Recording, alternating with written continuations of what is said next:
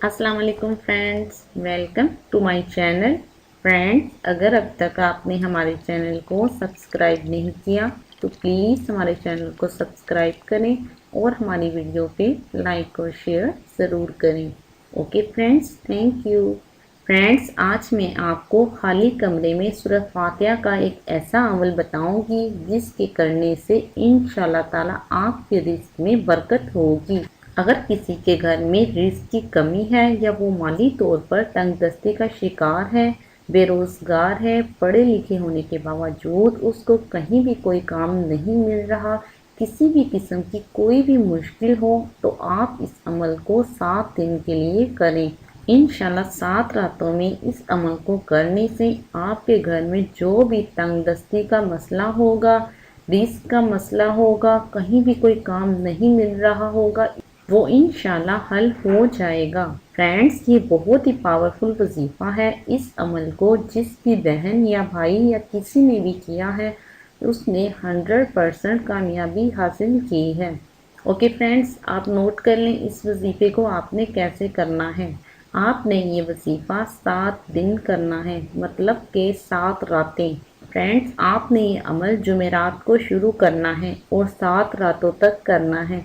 इस अमल को आप किसी भी नमाज के बाद कर सकते हैं। आपने एक टाइम बना लेना है, जिस नमाज के बाद आप ये अमल करना चाहते हैं उसी नमाज के बाद आप इस अमल को शुरू करें और बाकी की 6 रातों में आपने उसी टाइम ही इस अमल को करना है।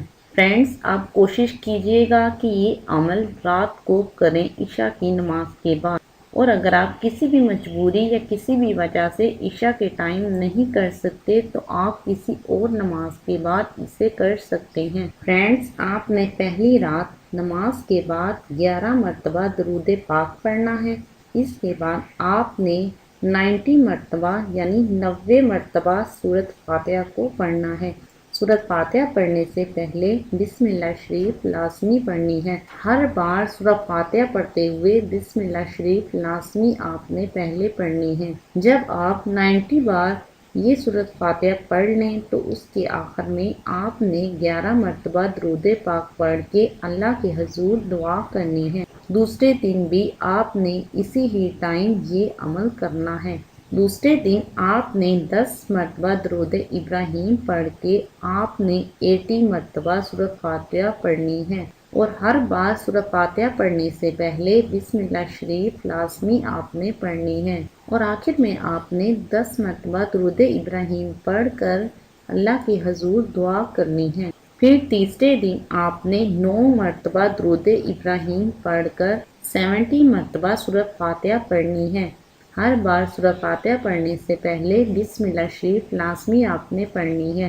70 मरतबा सूरत फातिहा पढ़ने के बाद आखिर में आपने दरूद इब्राहीम पढ़कर अल्लाह के हजूर दुआ करनी है। इसी तरह फ्रेंड्स, आपने 7 रातें ये अमल करना है।